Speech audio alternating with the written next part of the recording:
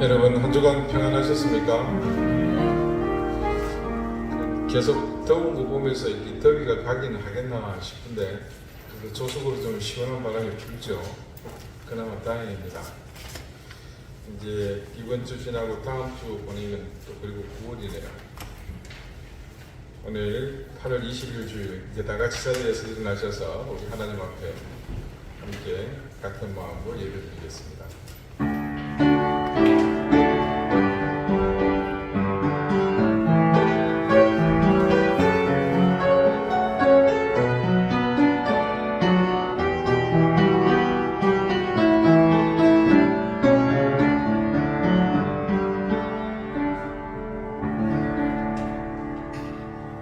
여호와의 집, 우리 여호와의 성전, 곧 우리 하나님의 성전 뜰에 서 있는 너희여, 여호와를 찬송하라. 여호와는 선하시며 그의 이름이 아름다우니 그의 이름을 찬양하라. 여호와께서 자기를 위하여 야곱, 곧 이스라엘을 자기의 특별한 소유로 택하셨음이로다. 아멘. 전능하신 하나님, 흐르는 물과 같이 시간은 우리 곁에 머물지 않고 쉼없이 흘러가고 있습니다. 우주 만물이 하나님의 것이듯 이 세상의 모든 순간도 하나님의 주권 아래에 있고 그 주권으로 우리의 인생이 또한 살고 죽음을 믿습니다. 창조주 하나님을 바라보며 우리가 깨닫게 되는 유일한 것은 죄로 인해 영원히 죽음 바 되었다는 사실과 또한 우리는 그런 멸망의 운명 속에서도 구주의 은혜로 구원의 길에 서 있다는 사실입니다. 오늘도 변함없이 하나님의 주권으로 이끌림 받는 우리가 전능하신 아버지 하나님 앞에 가장 겸손하게 겸비하여 예배하오니 우리의 온 정성을 다하여 경배하는 이 예배 가운데 역사해 주십시오. 간절한 마음으로 엎드려 경배하는 우리 위에 자비와 긍휼의 은혜를 더해 주십시오. 예수 그리스도 이름으로 기원하옵나이다. 아멘. 2장 함께 찬송하겠습니다.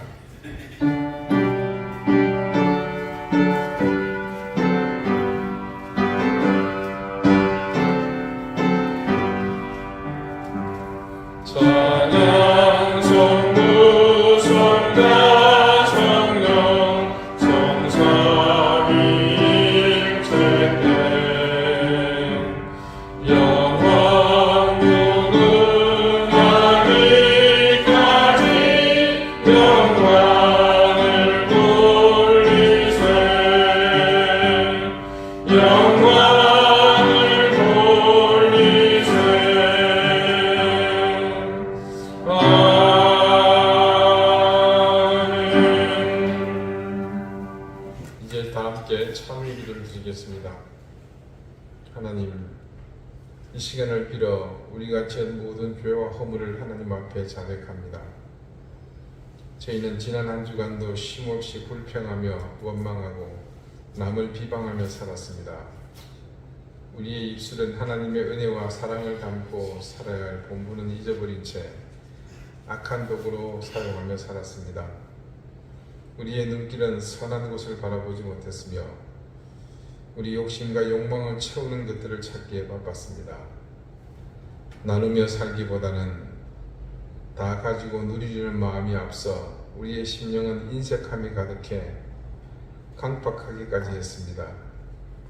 깨어 기도하지 못했고 가까이 말씀을 두지 않아서 우리가 영적으로 예민하지 못했기에 그저 죄의 습관을 따르던 삶에서 우리 자신을 방치한 채 그렇게 무의미한 한 주를 살았습니다. 지금 세상은 어느 때보다도 의롭고 선한 사람들의 역할이 필요한 때이지만 우리는 내 자신을 지키는 것조차도 힘겨워하며 하루하루 상황과 사건들에 이끌려 이기적이고 소모적인 삶을 살 뿐이었습니다. 주님, 이토록 불의하기만 살아온 우리의 지난 시간들을 회개하오니 용서해 주십시오. 아버지의 자비로우심으로 우리를 깨나게 하시고 온전한 그리스도인으로 살게 해 주십시오. 이제는 하나님과 나만이 아는 은밀한 죄를 생각하며 계속해서 침묵 가운데 참회의 기도를 드립니다.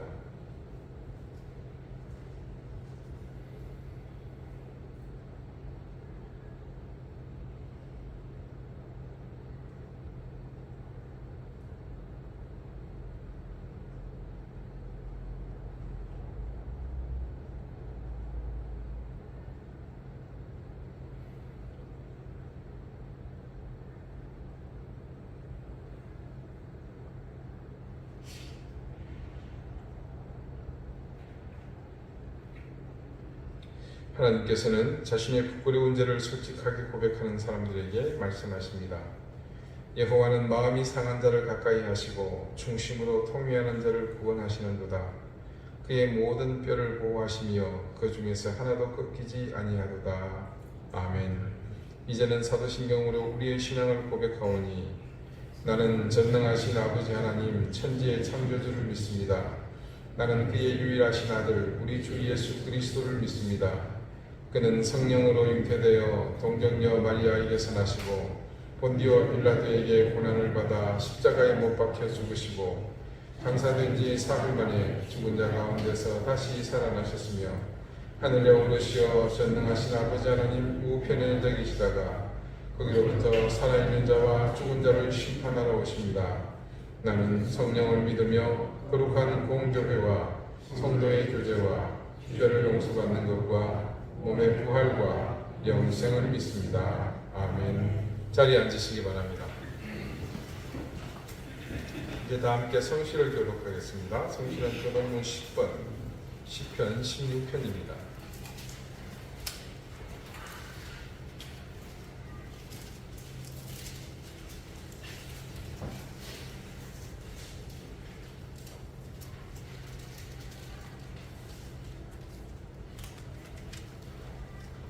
하나님이여 나를 지켜주소서. 내가 주께 피하나이다.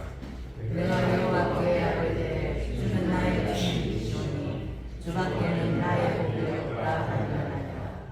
땅에 있는 성도들은 존귀한 자들이니 나의 모든 즐거움이 그들에게 있도다. 다른 신에게 예물을 드리는 자는 괴로움을 더할 것이다. 나는 그들이 드리는 피의 전제를 드리지 아니하며 내 입술로 그 이름도 부르지 아니하리로다. 여호와는 나의 산업과 나의 잔의 소득이시니 나의 분깃을 지키시나이다. 내게 둘러대어준 구역은 아름다운 곳에 있으며 나의 기업이 신으로 아름답도다. 나를 함께하신 여호와를 송축할지라.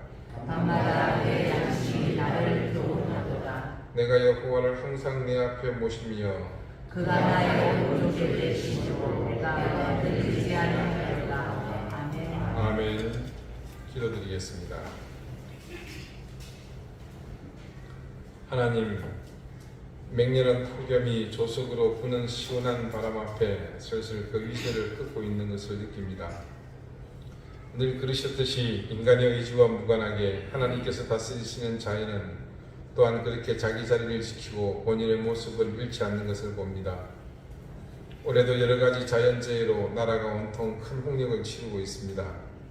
자연재해 앞에 우리의 참모습을 깨달으며 더욱 겸손하게 그리고 절대자이신 하나님을 바라보게 해주십시오. 우리의 나약함을 아시는 하나님께서 아버지의 긍휼을 바라는 이들 위해 은혜와 함께 자비를 베풀어 주십시오. 어려운 가운데서도 하나님께 예배드리는 이 시간을 사모하며 겸비하는 마음으로 주님의 자녀들이 함께 모였습니다. 구분된 이 시간을 통해 하나님의 은혜로운 손길이 엎드려 경배하는 우리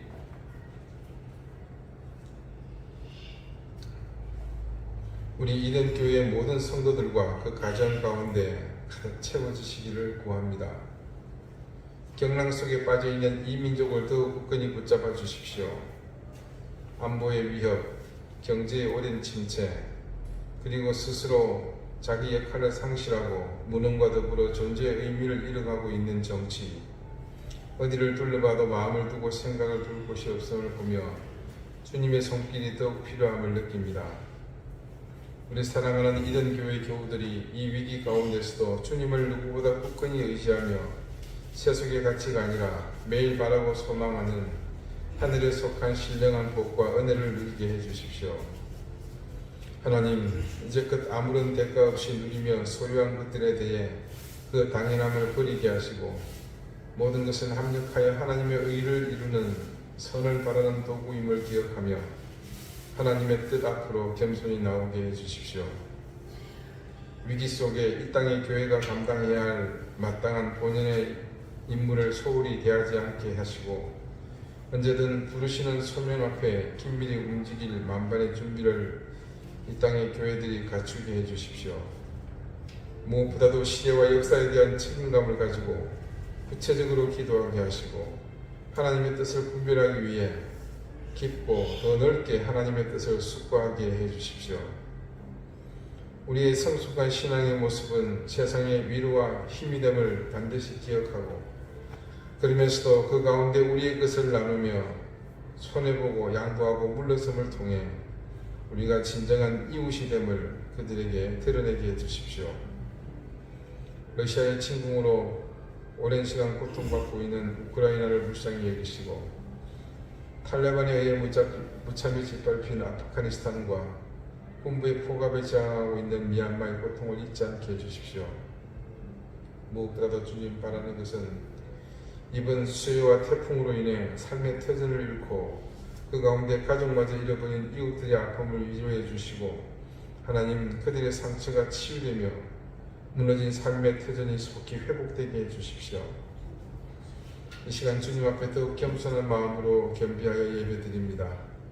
오늘 예배를 통해 하나님의 권능과 손길을 베푸시고 우리 사랑하는 이등교회 교우들을 하나님께서 더욱 굳건히 붙잡아 주시기를 구합니다. 병마라 고통받는 가족들을 주님께서 치유해 주시고 무엇보다 우리 자녀들의 앞길을 인도해 주십시오. 어려운 경제 상황 속에서도 우리 교우들 생업의 현장을 지켜주시고 하나님의 선한 손길로 피를 부어 주십시오. 이제 이 시간 우리 가운데 함께 내려와 주셔서 겸손한 마음과 가난한 심령으로 주님을 바라보는 사랑하는 귀한 교우들에게 자비와 은총을 더해 주십시오.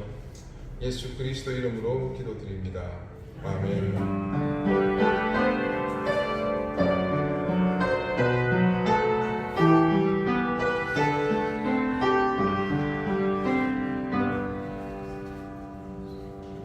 14장 함께 찬송하겠습니다.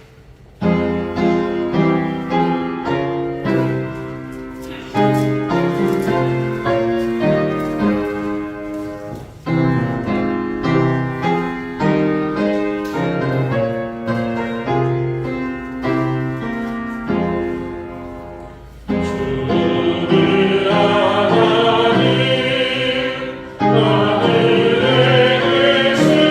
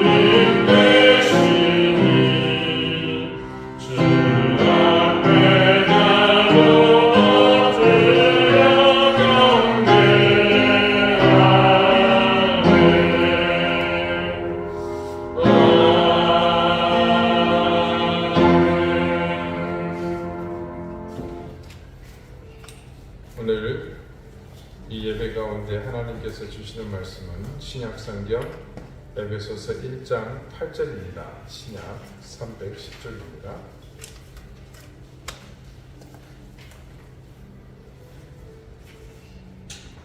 에베소서 1장 8절 말씀 우리 다같이 자리에서 일어나 한 목소리로 읽겠습니다. 이는 그가 모든 지혜와 총명을 우리에게 넘치게 하사. 아멘. 자리에 앉으시기 바랍니다. 하나님께서 이 말씀으로 우리에게 은혜 주시기를 원합니다.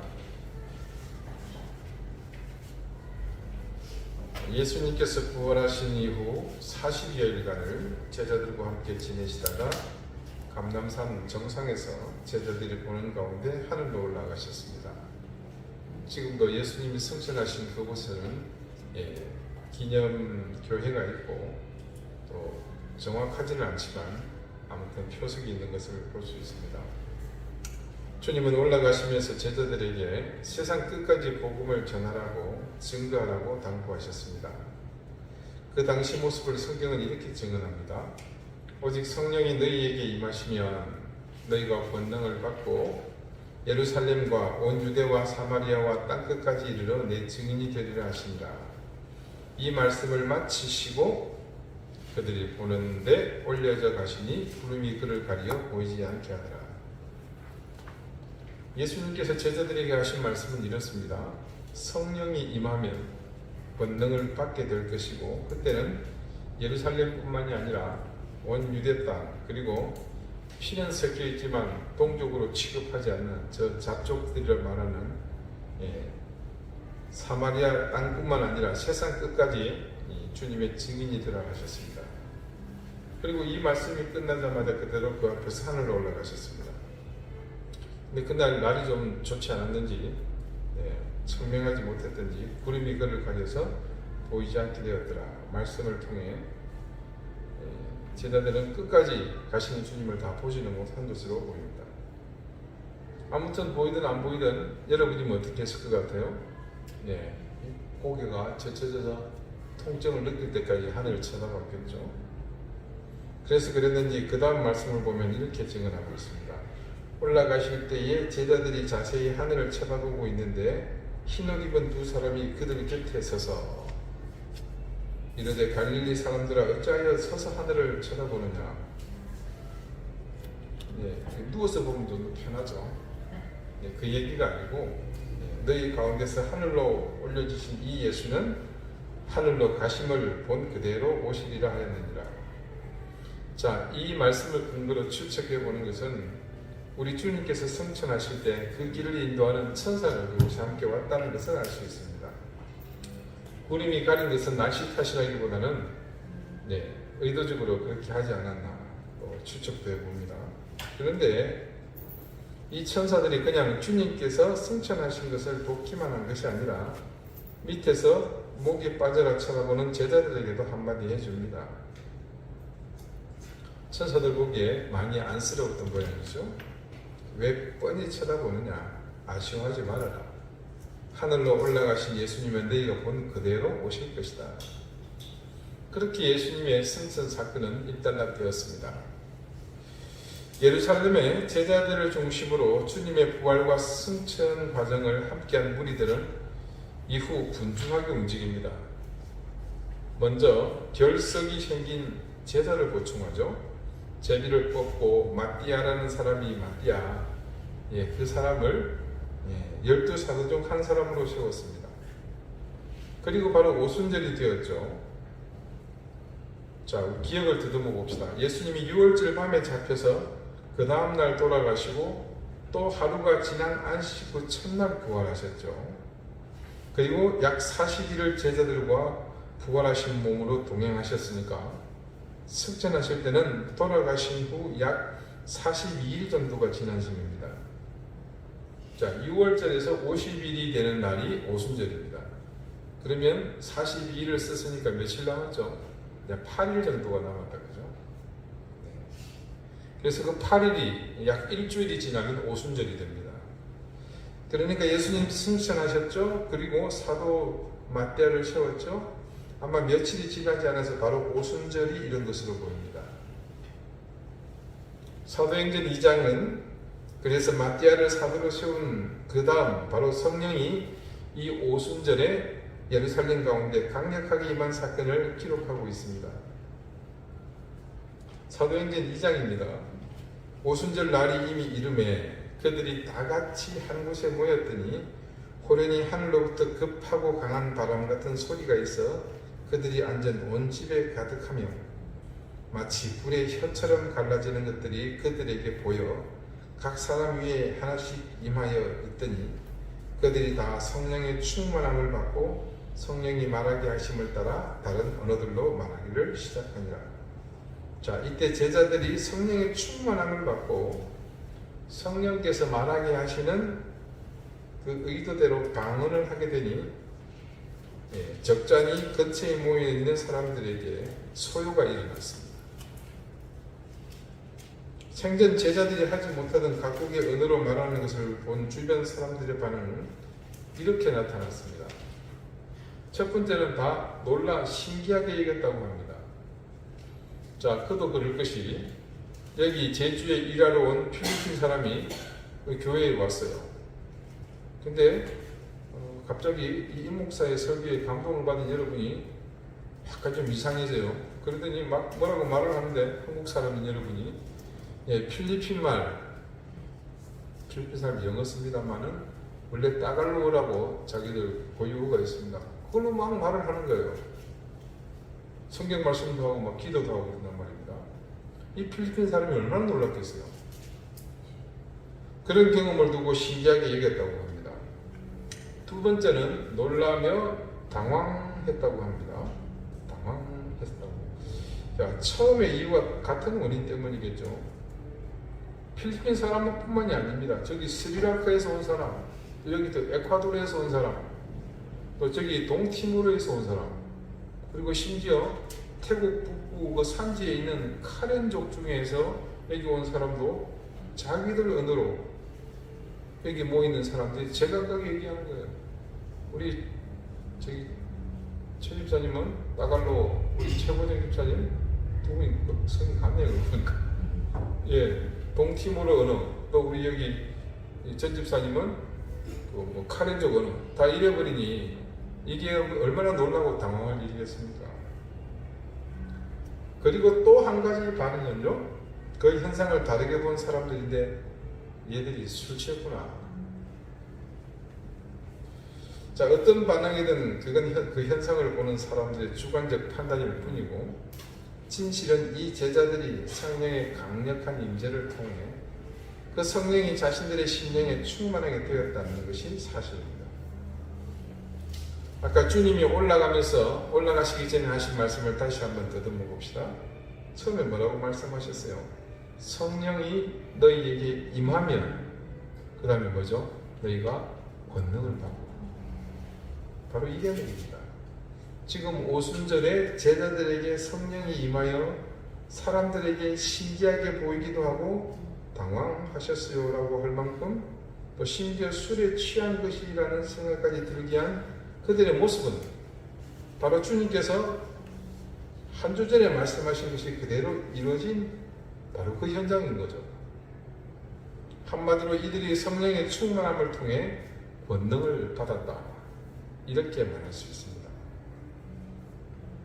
여러분, 지금은 단지 각기 다른 지역의 언어로 말하는 것만 드러났지만요, 이제 이 제자들이 흩어져서 복음을 전하는 현장은 기적이 일상되는 그런 현장을 만듭니다. 사도행전은 이렇게 성령의 충만을 받은 사도들의 행적을 증언합니다.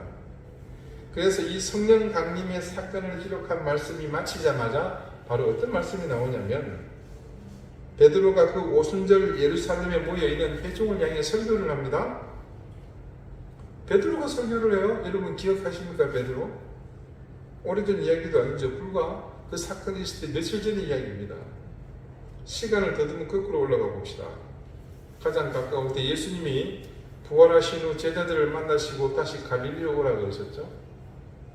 그때 베드로와 제자들이 주님이 부활하신 사실을 망각하고는 갈릴리에 와서 뭘 했습니까? 다시 자기 자리로 돌아가 버렸잖아요. 디베랴 바다에서 고기를 잡던 그들은 한마디도 못 잡습니다. 한마디도요. 처음 주님을 만날 때처럼 그렇게 허탕을 칠 무렵 주님이 나타나셨고, 그냥 저쪽으로 던져봐라 했을 때 그곳에서 153마리의 물고기를 건져 올리는 쾌거를 이룹니다. 그때 그러니까 물고기를 들어 올리는 순간 누군가 주님이시다 라고 소리쳤고, 그 사실을 알게 된 베드로는 어떻게 했죠? 당황하시고는 옷을 입은 채로 물에 뛰어들지 않습니까? 그 일이 있기 전 기록은 여러분이 잘 아시는 베드로의 행적은 예수님이 체포되실 때입니다. 예수님이 베드로에게 너 다 굴기 전에 세 번이나 부인한다. 천만의 말씀 만만의 콩떡입니다. 세상이 쪼개지도 저는 절대 안 그럽니다. 호언장담했지만 결국 닭 울음소리가 들릴 때 이미 자신이 세 번이나 주님을 부인한 사실을 그제서야 알고는 무너져 내리지 않습니까? 시간을 계속 거슬러 올라가면 갈수록 베드로의 모습은 거룩하거나 영적이거나 아니면 신실한 모습보다는 거친 갈릴리 바닷가에 좋은 말로 순수한 모습, 조금 나쁜 말로 개념 없는 무식한 딱 어부의 모습일 뿐입니다. 그런데 그런 베드로가 지금 설교를 합니다. 달라졌죠. 사도행전 이 성령 강림 사건 이후 베드로가 그 상황에 대한 브리핑을 목적으로 설교를 시작하는 부분은 이렇게 기록되어 있습니다. 베드로가 11 사도와 함께 서서 소리를 높여 이르되 유대인들과 예루살렘에 사는 모든 사람들아, 이 일을 너희로 알게 할 것이니 내 말에 귀를 기울이라. 때가 제30이 너희가 생각과 같이 이 사람들이 취한 것이 아니다. 아직 술 마실 시간이 아니라는 겁니다.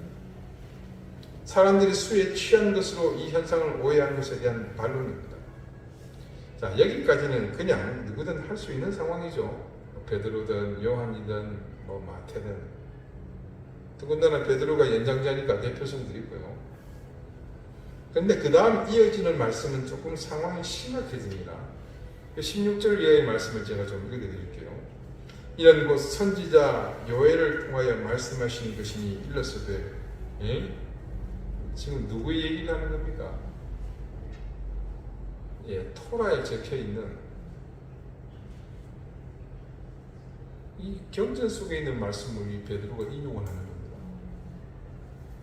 하나님이 말씀하시기를 말세에 내가 내 영을 모든 육체에 부어주리니 너희의 자녀들이 예언할 것이요 너희의 젊은이들은 환상을 보고 너희의 늙은이들은 꿈을 꾸리라. 그때 내가 내 영을 내 남종과 여종들에게 부어주리니 그들이 예언할 것이요 쭉쭉쭉 그러듯 또 내가 위로 하늘에서는 기사를 아래로 땅에서는 징조를 베풀리니 곧 피와 불과 연기로다. 주의 크고 영화로운 날이 이르기 전에 해가 변하여 어두워지고 달이 변하여 피가 되리라. 그러면서 한마디 합니다. 누구든지 주의 이름을 부르는 자는 구원을 받으리라 하였느니라. 이게 지금 베드로의 말이 아니고요. 구약 예언서인 요엘서에 기록된 말씀입니다. 그리고 내용은 오늘 성령 강림에 대한 사건을 정확하게 예언했던 바로 그 말씀을 하고 있는 거죠. 어떻게 베드로가 저런 내용을 지금 회중 앞에서 인용해서 말할 수 있는지 도무지 상상이 안 갑니다. 그것으로 그치는 것이 아니죠. 그는 이어서 다윗의 말까지 인용하면서 이 성령 강림의 사건과 더불어 메시아의 신 예수 그리스도를 증언하는 위대한 설교를 하기에 이릅니다. 자, 베드로의 이 설교가 얼마나 영향력이 있고 카리스마가 넘쳤는지 말씀은 베드로의 설교 이후에 일어난 반응을 이렇게 증언합니다. 그들이 이 말을 듣고 마음에 찔려 베드로와 다른 사도들에게 물어 이르되 형제들아 우리가 어찌할꼬 하거늘 베드로가 이르되 너희가 회개하여 각각 예수 그리스도의 이름으로 세례를 받고 죄 사함을 받으라. 그리하면 성령의 선물을 받으리니.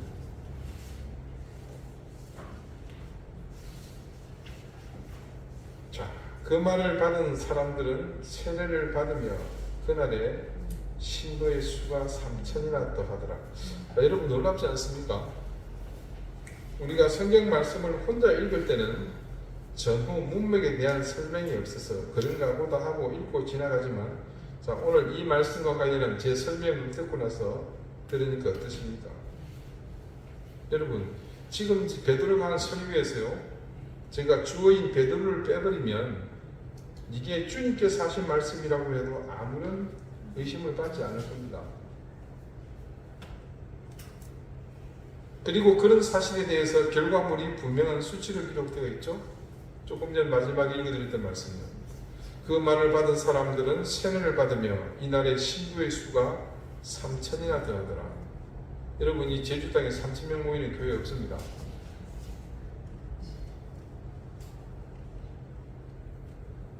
그거는 남자들만의 얘기고요.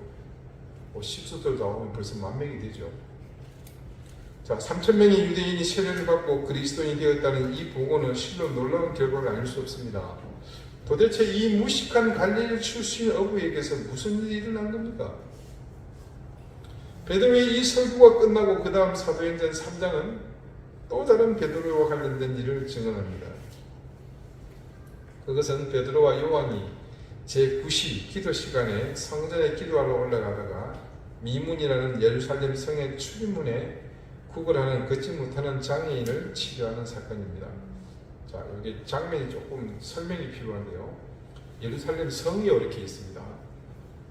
성이 있고 여기 보면 뭐 사자의 문, 미문, 다메섹문, 여러 출입문이 있어요. 출입문 이름이 있습니다.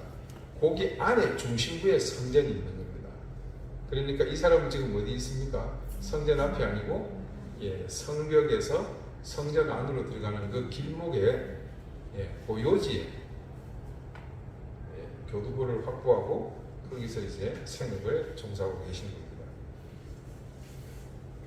사건은 이렇습니다. 날 때부터 지체장애가 있는 이 사람은 그 당시 살 길이 오직 구걸해서 생계를 연명하는 것이 유일했습니다. 그래서 날마다 미문이라는 이 아름다운 미자를 씁니다. 출입문 입구에서 성전으로 가는 사람들에게 구걸합니다. 때마침 베드로와 요한이 그 현장을 지나다가 자신에게 구걸하는 그 사람을 불쌍히 여기고는 그 사람이 평생 저주처럼 안고 사는 그 장애를 치유해 주죠. 사도행전 3장에 기록된 말씀이 이렇습니다.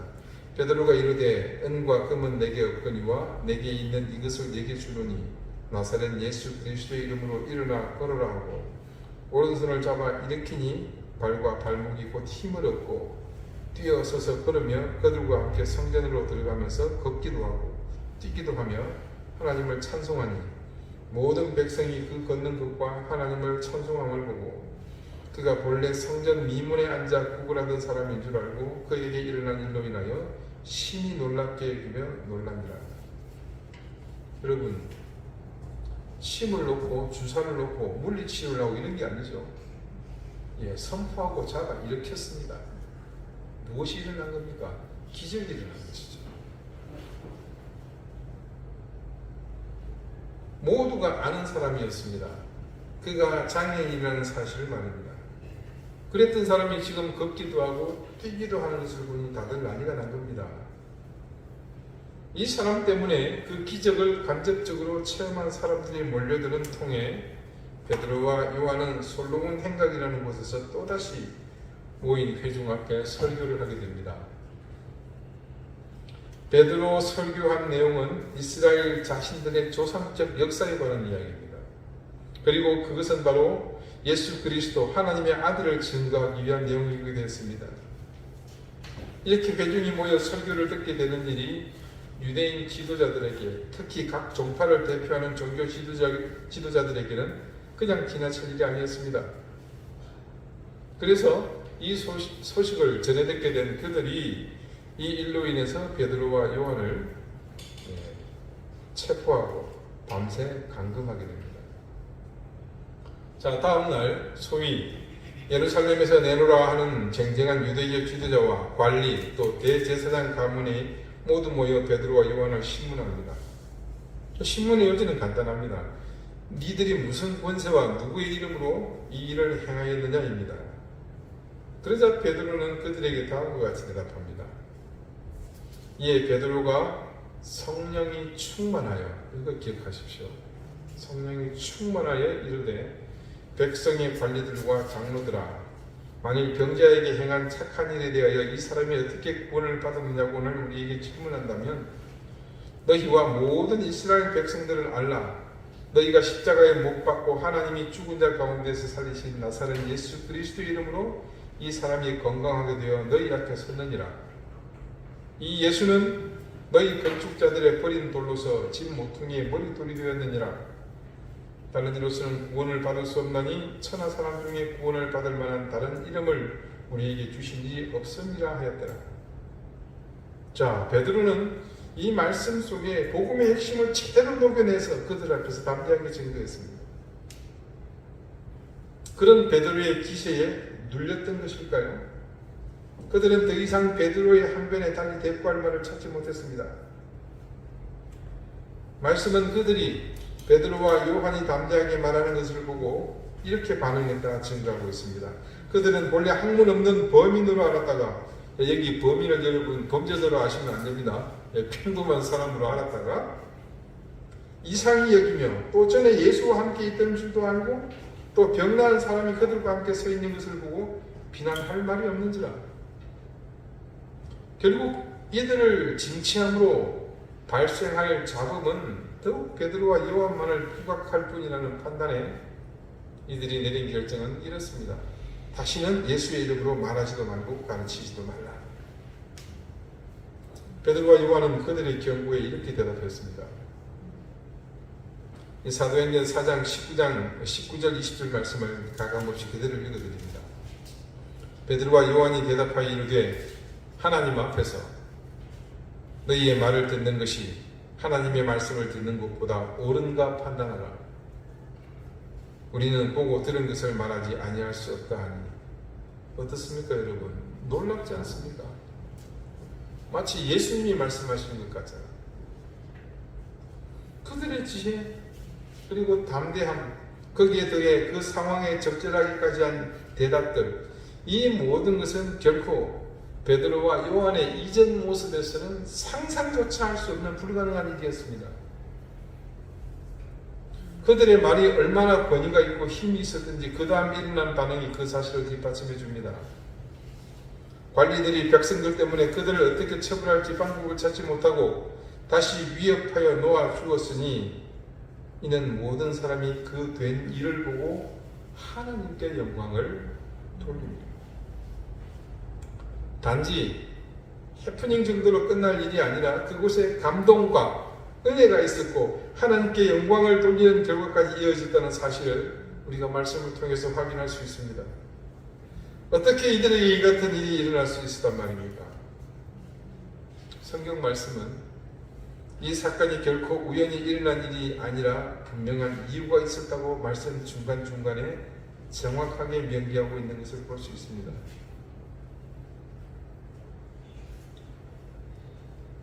사도행전 4장 아까 읽은 말씀 중에 8절을 제가 다시 읽어드립니다. 이적을 행하여 병자를 고친 다음에 체포되었던 베드로와 요한에게 유대인 지도자들이 너희가 무슨 권위로 이런 일을 행하느냐는 질문에 대한 대답입니다. 자, 제가 아까 강조한 바가 있죠. 뭡니까? 이에 베드로가 성령이 충만하여 이르되, 정확하게 말씀은 베드로의 변화가 어디에 기인하는 것인지 그 사실을 우리에게 밝히고 있습니다. 그것은 주님께서 마지막 승천하시며 하신 말씀, 성령이 너희에게 임하면 너희가 권능을 받고 라고 하신 그 말씀이 그대로 제자들에게 온전히 이루어진 것을 우리가 지금 보고 있는 겁니다. 처음 베드로의 오순절 사건을 설명하는 설교를 들은 사람이 그 자리에서 몇 명이 회개를 했습니까? 3,000명이 회개하고 세례를 받았죠. 근데 조금 전 베드로와 요한이 미문 앞에 앉은 지체장애인을 치료하고 솔로몬 행각에서 설교한 뒤 일어난 변화에 대한 수치는 그보다 많은 5,000명입니다. 4장 4절, 베드로와 요한을 체포한 다음 일어난 일을 잠시 정리한 곳에 기록한 것을 보면요, 말씀을 들은 사람 중에 믿는 자가 많으니 남자의 수가 약 5,000이나 되었더라 라고 기록한 것을 볼 수 있습니다. 오순절 성령이 임한 사건 이후 단 베드로 한 사람을 통해서 예수님을 영접하게 된 사람의 숫자가 또한 몇 명입니까? 8,000명이나 되었다는 겁니다. 여러분, 당시 이 숫자는 이스라엘의 특히 이 예루살렘의 경우는 장정에 그러니까 그 집의 가장들의 숫자를 헤아리는 것이라는 것을 이 깃들에서 아실 겁니다. 가장은 누굽니까? 그 가장을 대표하는 사람이죠. 자, 그 시대의 가장의 종교는 곧 전체 가족의 종교입니다. 지금처럼 아버지 기독교, 이 되바라진 딸내미 천주교, 말 안 듣는 아들 불교 그런 건 상상도 못할 때입니다. 그러니 대가족 제도에 있던 당시의 상황을 적용하자면 자, 최대는 할아버지, 할머니, 엄마, 아빠, 자녀 최소한 5 정도 이러면 9이죠. 한 가정 10명이 되는 기본입니다. 그런데요, 자, 오늘날로 적용해서 최소한으로 줄여봅시다. 할아버지, 할머니, 엄마, 아빠 하나 너무 심한가? 하나, 둘 정도. 네. 예, 그러면 전부 몇 명이 됩니까? 5만에 가까운 숫자가 되죠. 68, 48. 자, 이스라엘의 역사를 기록한 책이 굉장히 많이 있습니다. 좀 서재에도 보면 저도 지금 세 사람의 마틴 루터, 롤랑드 브라든지 존 프라이트 같은 이 학자들의 책들이 있습니다만 그 많은 책들이 증가하는 당시 예루살렘의 인구는 제각각 다르긴 하지만 대략 모두가 짐작하는 공인하는 숫자는 10만 명 미만입니다. 그러니까 이 일로 나타난 파장이 얼마나 컸는지 짐작하실 수 있겠죠. 예루살렘 전체 인구의 절반가량이 예수님을 영접하게 된 겁니다. 물론 그게 다 지속된 건 아닙니다. 당시 예루살렘 절반에 가까운 인구가 이 오순절에 성령이 임한 이후 권능을 받은 사도들에게 일어난 이 일로 그들이 가지게 된 지혜와 총명으로 이런 어마어마한 결과가 나타난 겁니다. 우리는 에베소서를 본문으로 매주일 말씀을 상고하는 가운데 하나님께서 우리에게 베푸신 특별하고도 엄청난 은혜를 순차적으로 보았습니다. 그분이 하늘에 속한 신령한 은혜를 우리에게 주시려고 우리를 자녀로 삼아 주셨습니다. 그것은 하나님이 천지를 창조하신 사건보다 더 존귀한 일이라고 했죠. 저와 여러분을 양자로 이 자녀의 의미보다 더 강력한 이유는 무엇이었습니까? 하나님의 나라를 유업으로 상속할 수 있는 그 자격을 가진 것을 얘기했었죠. 자, 그 사실을 확증하기 위해서 하나님께서 우리를 양자와 양녀로 확정해 주셨습니다. 그리고 이것이 온전히 가능하도록 하나님께서는 당신께서 할 수 있는 최고의 방법으로 지난주 뭘 하셨습니까? 죄를 모두 사해 주셨죠. 그 죄를 사해 주시는 과정은 많죠, 그죠? 네, 그때 잊지 말아야 될 그 중요한 건 뭐였습니까? 자리바꿈. 자, 그런데 여기서 우리가 절대 잊지 말아야 할 중요한 사실이 한 가지 더 있습니다. 바로 지금까지 열거한 이런 순차적인 모든 하나님의 역사가 우리에게 일어났다는 이 사실을 우리가 어떻게 인식하고 어떻게 확신하고 어떻게 아느냐 하는 것입니다. 그것을 알게 하시고 깨닫게 하시고 또 우리 가운데 감동을 주셔서 믿음으로 그 사실을 고백하게 하시는 이가 있습니다. 바로 그분이 성령이십니다. 이 모든 사실은 우리가 모두 성령의 충만을 받은 사람이라는 사실을 전제하에 바울이 전하고 있는 것입니다.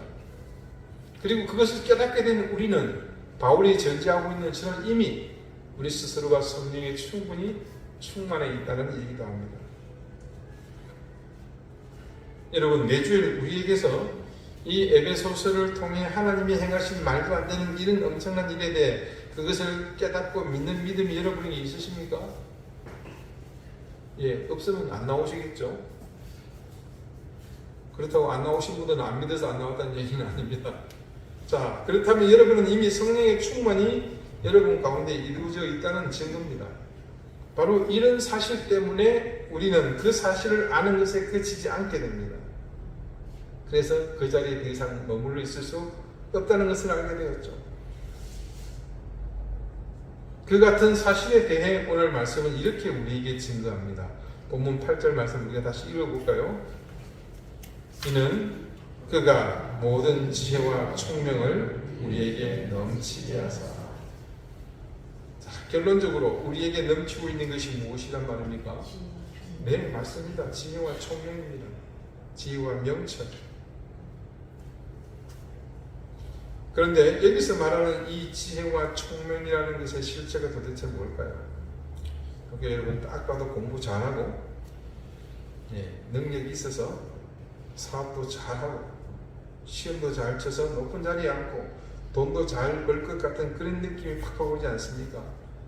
그러나 말씀이 증거하는 지혜와 총명은 그와 같은 우리의 기대를 만족시키는 지혜와 총명이 아닙니다. 이미 앞서 베드로와 요한을 통해 충분히 보았듯 이 지혜와 총명은 우리의 육적인 삶을 윤택하게 해주는 것과는 다소 거리가 있다는 것을 여러분도 이제 짐작하십니다. 잠언 2장 6절이 이렇게 증언합니다. 그래서 여호와는 지혜를 주시며 지식과 명철을 그 입에서 내심이며. 자, 여기서 지혜와 지식과 명철의 출처가 정확히 기록된 것을 보게 되죠. 그것은 모두 여호와 하나님으로부터 나오는 것입니다. 근데 이것보다 앞선 잠언 기자는요 1장 7절에 이렇게 또 말합니다. 여호와를 경외하는 것이 지식의 근본이거늘 미리 난 자는 지혜와 훈계를 멸시하느니라. 자, 바로 이것입니다. 여호와 하나님을 바로 아는 것. 그래서 그렇게 할 수밖에 없는 지경에 이르는 상태. 하나님을 바로 아니까 그렇게 할 수밖에 없는 게 뭐겠어요? 그분을 경외할 수밖에 없는 겁니다. 그분을 찬송할 수밖에 없는 겁니다.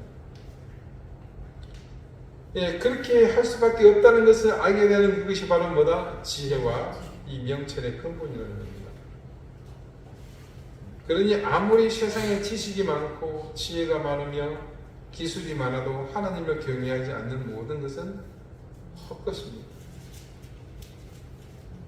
그러므로 우리가 구해야 할 지혜와 총명은 따로 있는 것이 아니라 하나님께서 사랑하는 자녀에게 성령 충만을 통해 주시는 것이라는 사실을 절대 잊어서는 안 됩니다.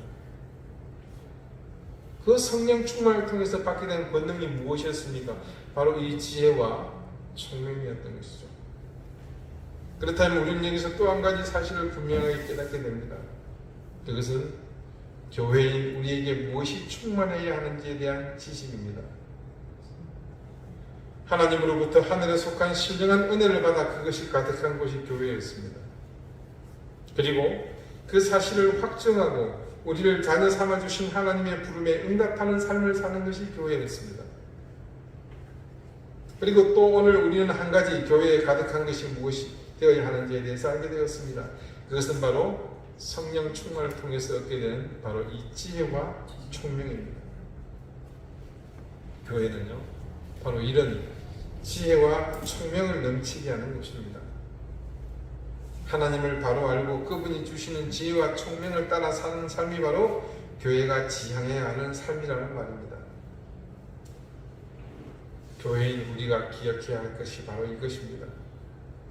교회는 우리의 흥망성쇠를 책임져 주는 것이 아닙니다. 예수 그리스도의 고난과 십자가 그리고 부활을 통해 이룩하신 우리를 향한 하나님 사랑, 그 사랑의 완성, 성령으로 충만해진 우리 교회에 우리가 초점을 두어야 할 것은 바로 그분이 넘치게 하시는 이 지혜와 총명입니다. 그러므로 잊지 마십시오. 기억하십시오. 그리고 우리가 잊지 않고 기억한 그것을 지켜 행하십시오. 자, 오래간만에 한번 따라해 보실까요? 잊지 말고 지켜 행하자. 잊지 말고 지켜 행하자. 야, 기억하십니까? 무엇을 말입니까? 우리에게 주시는 이 지혜와 총명을 말입니다. 내가 잘되고 내 가족이 잘되고 우리 교회가 부흥하고 성장하여 양적 팽창을 이루는 것, 그것이 아니라 그런 세상의 가치보다 세상의 가치가 아닌 하늘에 속한 이 신령한 복들이 가진 가치를 아는 그것 말입니다. 베드로와 요한이 그렇게 유대의 지도자들 앞에서 변화된 그 힘의 실체가 바로 우리에게 넘치게 하시는 하나님이 주신 지혜와 총명입니다. 우리 사랑하는 이든교회 교우 여러분, 성령의 충만을 늘 유지하시고 부족함이 느껴지시면 제 속에 충만하게 역사하시라고 또 기도하며 그렇게 채워나가십시오. 그리고 그런 여러분에게 넘치게 하시는 이 지혜와 총명으로 살아가시기를 바랍니다.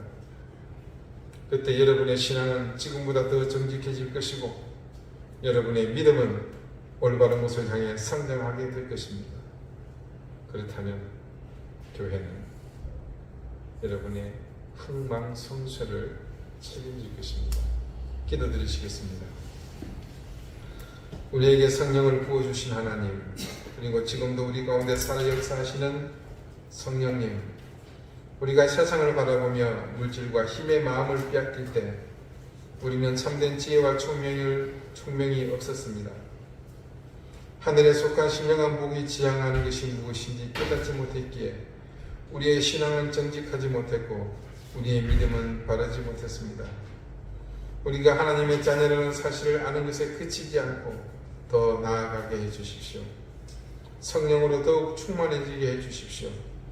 그래서 우리가 정직한 신앙과 바른 믿음으로 나가는 지혜와 총명이 넘치게 해주십시오. 그래서 우리 가운데 하늘에 속한 신령한 복이 늘 넘치는 인생이 되게 해주십시오. 예수 그리스도 이름으로 기도드립니다. 아멘. 505장 함께 찬송하겠습니다.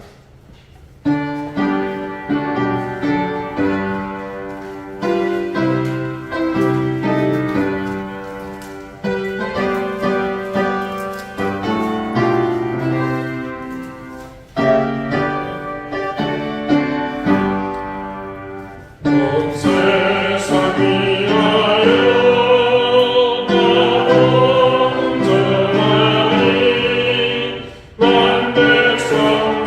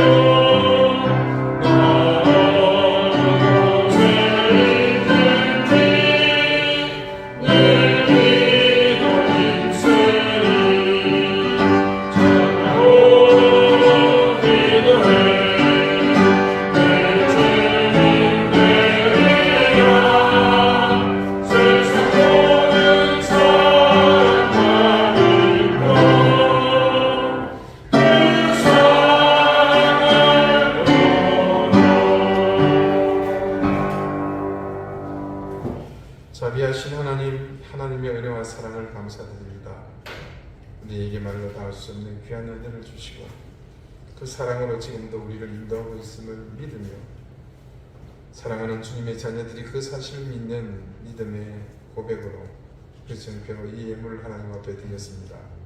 드린 손길의 마음과 정성, 그들의 신앙을 그 고백을 기억하시고 하나님 드린 그 손길들 위에 하늘의 신령한 은혜와 땅의 기름진 복을 넘치게 더해 주십시오. 우리 사랑하는 교우들 주님께서 건강의 복을 주시고 생업의 복뿐만 아니라 사랑하는 자녀들이 하나님의 은혜 가운데 온전히 쓰는 귀한 복을 얻게 해 주십시오. 교회를 위해 예배를 위해 수고하며 섬기는 모든 손길들을 기억하시고 그들에게 더 귀하고 복된 은혜를 더해 주십시오. 이 무더운 날씨 은혜 가운데 잘 감당하도록 지켜주시고 새로운 결실의 계절을 향해 하루하루를 단금질하는 저희가 되게 해주십시오. 감사드리며 예수 그리스도 이름으로 봉헌 기도드립니다. 아멘. 네, 교회 소식 특별한 건 없고요. 여러분 주부에 있는 내용들을 한번 천천히 읽어보시고 함께 기도에 참여해 주시길 부탁을 드리겠습니다. 네, 다 같이 자리에서 일어나셔서 앞뒤 좌우에 계신 분들과 다정하게 인사를 나누시겠습니다. 네, 54장 함께 찬송하겠습니다.